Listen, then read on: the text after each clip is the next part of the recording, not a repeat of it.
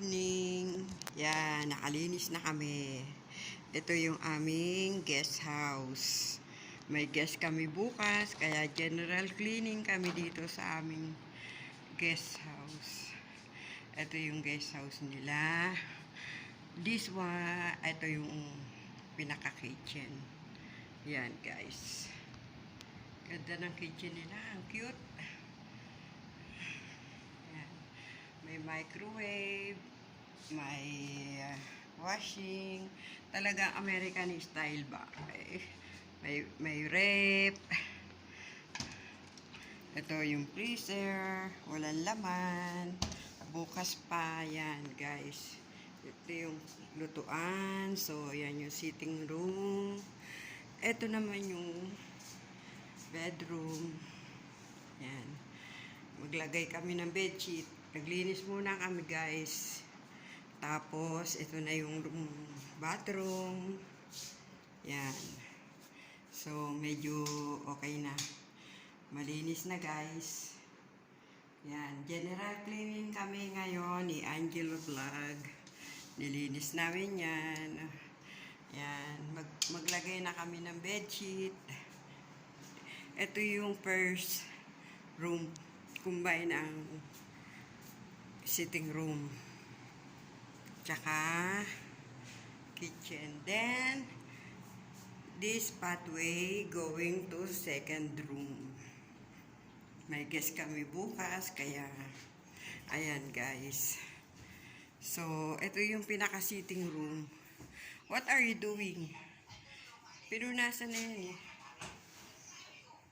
Ayun, guys. Ayan si Angelo Vlog. Kinukuha niya yung quilt, tsaka pillow. Isang set na yata yan, be eh. So, ito yung sitting room dito sa second room. Guys. Kailangan daw yan. Kailangan yan. Then, ito yung room uli. Maglalagay kami ng bedsheet. At ito naman yung pinaka-bathroom niya, guys. Yan. Ready na ang bathroom. Yan, guys.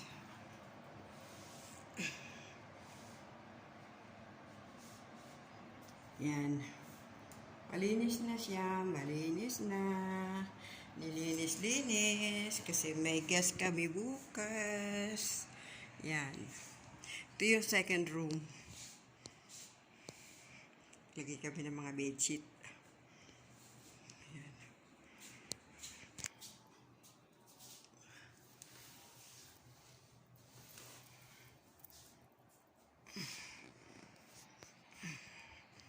Ito yung room niya. Then, yung pathway. This second flat and this sitting room. Yan. Angelo Vlog. How are you? Ayan siya ngayon. Namamalan siya ng mga pillowcase. Ilalagay namin. Then, ito yung kitchen, guys. Ito yung kitchen niya. Ayan. Ito yung isang kitchen. Ayan. Ito rin yung kitchen. Meron din siyang electric stove, then microwave, and then fridge. Yan, ako. Wala din laman. Oh. May guest kami bukas, guys. Kaya 2 days daw yung guest namin. Kaya yan. General cleaning. And then, bukas yung aming guest. Friday until Saturday, 2 days. So, yan. Kaya kailangan linis-linis kami. Palit-palit na mga bedsheet, guys. Yan. Yan.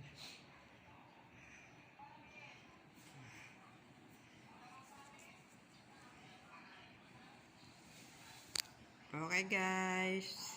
Bye-bye muna. Ayan na, guys. Ready na yung bed. Awa ng Diyos. Tapos na. Clean, clean, clean. Ayan. Waiting na lang yung guest. Ayan, guys. Ready na siya. Malinis na. Ayan. Ay, sa wakas, tapos na. Malinis na, guys. Ayan. Tapos na yung paglagay ng bedsheet. So, guys, malinis na. Ayos na. Finish, finish, finish. Yan. Yan ang guest house dito na aming imini-maintain na. Kami yung nagme-maintenance dito. Yan. So, tapos na, guys.